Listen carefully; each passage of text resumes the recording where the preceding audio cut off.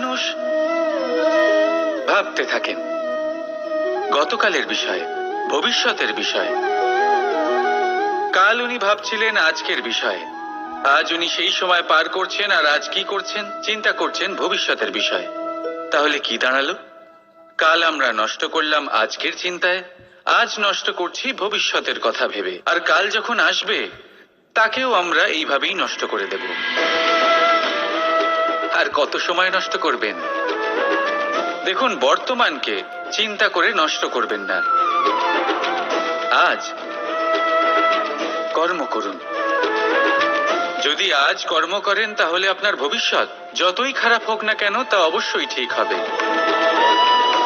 আর আপনার ভবিষ্যৎ, এই সামনের রাস্তা যতটাই কঠিন মনে হোক না কেন, আপনার পথ প্রশস্ত হয়ে উঠবে। তাহলে কর্ম করুন, শ্রেষ্ঠ কর্ম করুন, আর আমার সাথে ভালো